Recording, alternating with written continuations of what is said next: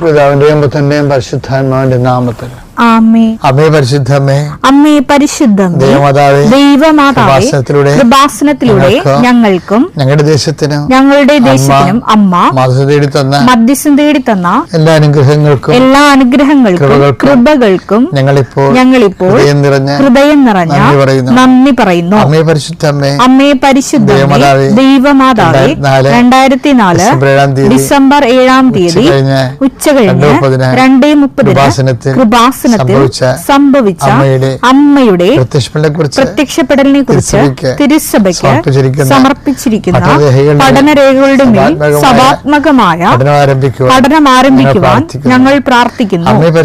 അമ്മേ പരിശുദ്ധമേ, ഭൂസ്വർലോകങ്ങളുടെ രാജ്ഞിയായ അങ്ങേയ്ക്ക് ഭൗമ സംരക്ഷണത്തിനായി പ്രപഞ്ചപ്രകൃതിയെ തന്നെ തിരുസഭ പ്രതിഷ്ഠിക്കുവാൻ ഈ പ്രത്യക്ഷീകരണ വഴി ഇടയാക്കണമേ. പരിശുദ്ധമ്മേ, ജപമാല മാതാവേ, സകല കൃപാസനം പ്രാർത്ഥനകളോടും ചേർത്ത് ഞങ്ങളിപ്പോൾ പ്രാർത്ഥിക്കുന്ന ഈ കുടുംബത്തിന്റെ പ്രത്യേക നിയോഗം പറമക്കളെ.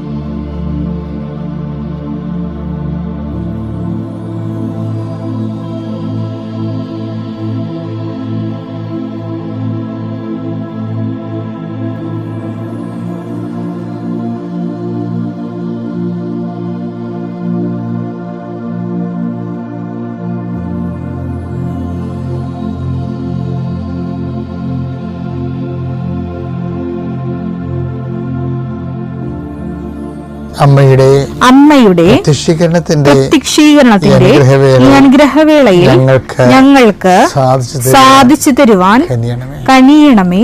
വിശ്വാസ പ്രമാണം. സർവശക്തനായ പിതാവും ആകാശത്തിന്റെയും ഭൂമിയുടെയും സൃഷ്ടാവുമായ ദൈവത്തിൽ ഞാൻ വിശ്വസിക്കുന്നു. അവിടുത്തെ ഏകപുത്രനും ഞങ്ങളുടെ കർത്താവുമായ ഈശോമിശിഹായിലും ഞാൻ വിശ്വസിക്കുന്നു. ഈ പുത്രൻ പരിശുദ്ധാത്മാവിനാൽ ഗർഭസ്ഥനായി കന്യകാമറിയത്തിൽ നിന്ന് പിറന്ന് പൊന്തിയോസ് പീലാത്തോസിന്റെ കാലത്ത് പീഡകൾ സഹിച്ച് കുരിശിൽ തറയ്ക്കപ്പെട്ട് മരിച്ച് അടക്കപ്പെട്ട് പാതാളങ്ങളിൽ ഇറങ്ങി മരിച്ചവരുടെ ഇടയിൽ നിന്ന് 3-ാം നാൾ ഉയർത്ത് സ്വർഗത്തിലേക്ക് എഴുന്നള്ളി സർവശക്തിയുള്ള പിതാവായ ദൈവത്തിന്റെ വലതുഭാഗത്തിരിക്കുന്നു. അവിടെ നിന്ന് ജീവിക്കുന്നവരെയും മരിച്ചവരെയും വിധിക്കുവാൻ വരുമെന്നും ഞാൻ വിശ്വസിക്കുന്നു. പരിശുദ്ധാത്മാവിലും ഞാൻ വിശ്വസിക്കുന്നു. വിശുദ്ധ കത്തോലിക്കാ സഭയിലും പുണ്യവാന്മാരുടെ ഐക്യത്തിലും പാപങ്ങളുടെ മോചനത്തിലും ശരീരത്തിന്റെ ഉയർപ്പിലും നിത്യമായ ജീവിതത്തിലും ഞാൻ വിശ്വസിക്കുന്നു. ആമേൻ.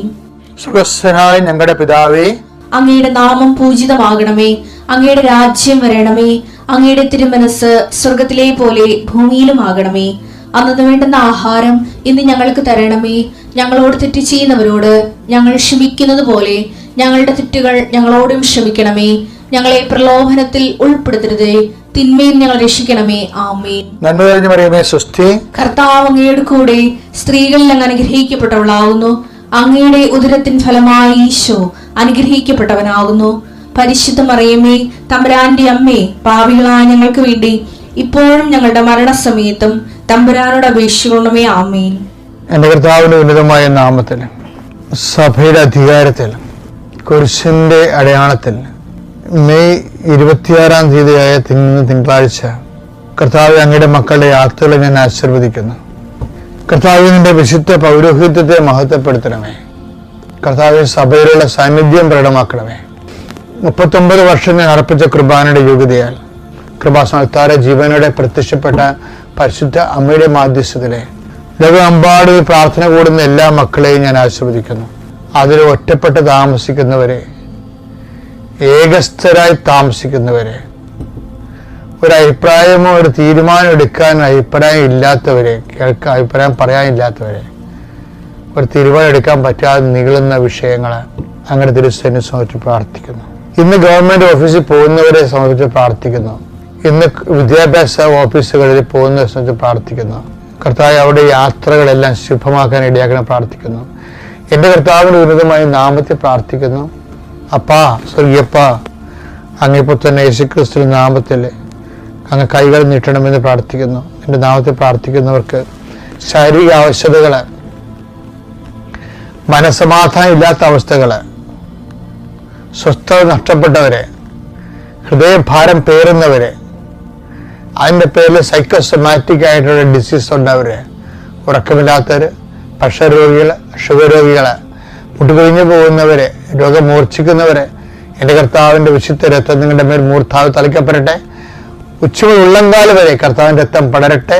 എല്ലാ കോശങ്ങളിലും പേശികളിലും കർത്താവിൻ്റെ ശക്തി നിർഗമിക്കട്ടെ. യേശുവിന്റെ നാമത്തിൽ നിങ്ങൾ സൗഖ്യം പ്രാപിക്കട്ടെ.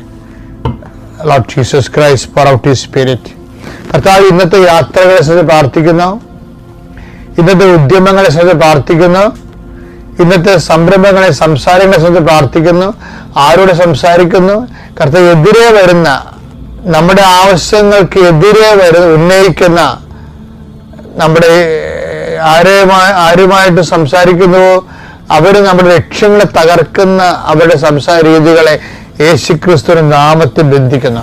കർത്താവ്, നീ ഒരു ഒരു ന്യായാധിപ സംഘത്തിൽ എത്തുമ്പോഴേ എന്ത് പറയണമെന്ന് മുൻകൂട്ടി ആലോചിക്കേണ്ട, നീ പറയേണ്ട എന്തെന്ന് ആ സമയത്ത് അറിവ് നൽകി നടച്ച കർത്താവേ, കൃത്യമായ സമയത്ത് കൃത്യമായ വാക്കുകൾ കിട്ടി കൃത്യമായ രീതിയിൽ പ്രതിരോധിക്കാനും വിശദീകരിക്കാനും അവരുടെ മക്കൾക്ക് വിവേചനത്തിന്റെ, വിശുദ്ധീകരണത്തിന്റെ ശക്തി നൽകണമെന്ന് പ്രാർത്ഥിക്കുന്നു. പരീക്ഷ എഴുതുന്നവരെ, റിസൾട്ട് നോക്കാൻ പോകുന്നവരെ, നോക്കുന്നവരെ കർത്താവരുടെ മനസ്സിന് ഭാരമില്ലാതെ ലളിതമായ സന്തോഷത്തോടെ ഇരിക്കാനും ഉന്നതമായ വിജയം കൈവരിക്കാൻ ഇടയാക്കാൻ പ്രാർത്ഥിക്കുന്നു. കടകമ്പോളങ്ങൾ നടത്തുന്നവരും ജീവിത മാർഗത്തിന് വേണ്ടി അലയുന്നവരുടെ മേലാണ് അധ്വാനങ്ങൾ അഭ്യർത്ഥിപ്പെടുന്നതിന് പ്രാർത്ഥിക്കുന്നു.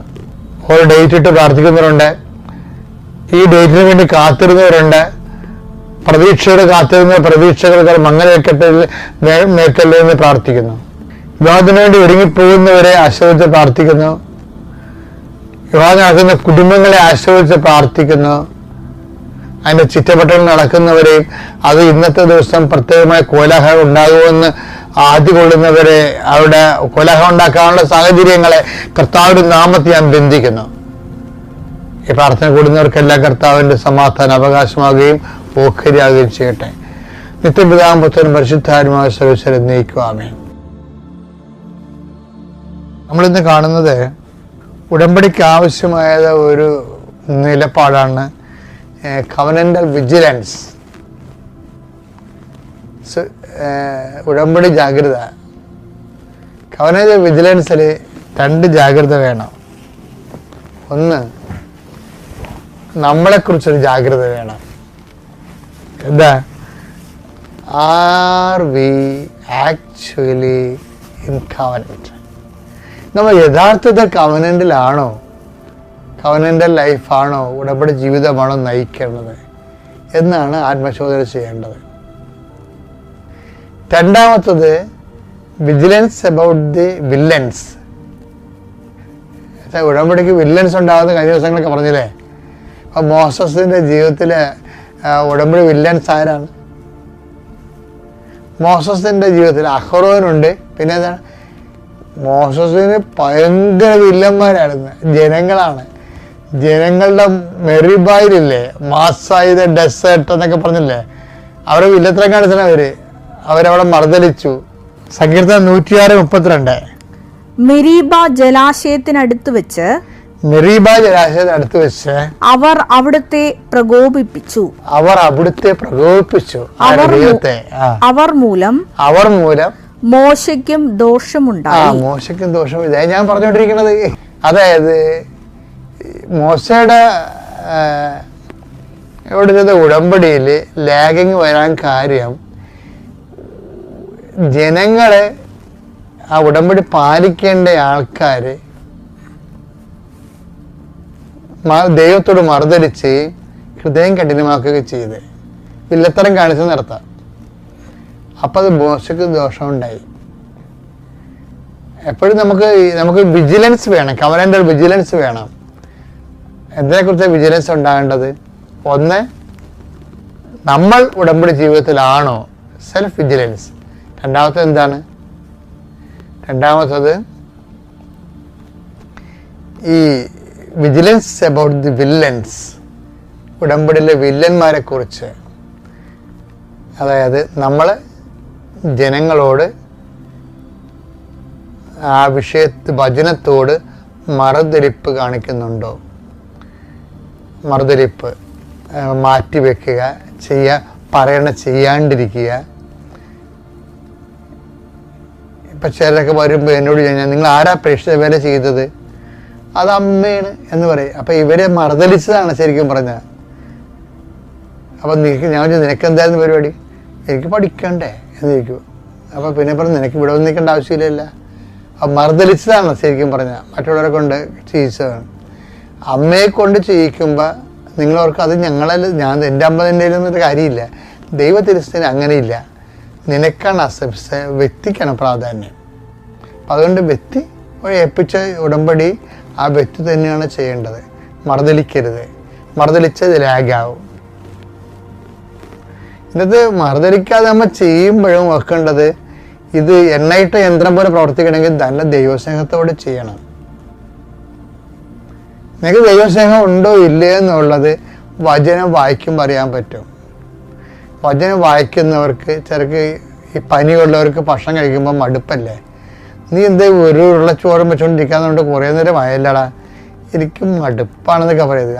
അതാണ് സംഭവം. അപ്പോൾ വചനം വായിക്കാൻ പറ്റണില്ല. അതിൻ്റെ അർത്ഥം വചനത്തേക്കാൾ പ്രാധാന്യമുള്ളതായിട്ട് നീ വേറെ സംഭവത്തിനും വ്യക്തികൾക്കും പ്രാധാന്യം കൊടുക്കുന്നത് കൊണ്ടും വിഷയങ്ങൾക്കും പ്രാധാന്യം കൊടുക്കണം കൊണ്ടാണ് ഇതുപോലെ ലാഗിങ് വരണത്. അപ്പം ഉടമ്പടി വില്ലന്മാരുണ്ട്. ഒന്ന്, നമ്മൾ തന്നെ ഉടമ്പടിയിലാണോ എന്ന് നോക്കണം. രണ്ടാമത്തത് വിജിലൻസ് അബൌട്ട് ദി വില്ലൻസ് എന്ന് വെച്ച് കഴിഞ്ഞാൽ എൻ്റെ ഉടമ്പടിയെ ഇങ്ങനെ സാവധാനത്തെ ആക്കി കളയുന്നത് മറുതിരിപ്പ് മൂലമാണ്. അതായത് നിബന്ധനകളോടും നിർദ്ദേശങ്ങളോടുള്ള മറുതിരിപ്പ്. അപ്പം ഇത് ഉണ്ടാകുന്നത് നോക്കണം. എന്നിട്ട് അത് കറക്റ്റ് ചെയ്താൽ മതി. മനസ്സാപ്പറഞ്ഞ് ചൊല്ലി കറക്റ്റ് ചെയ്ത് മുന്നോട്ട് പോകാം. Praise the Lord.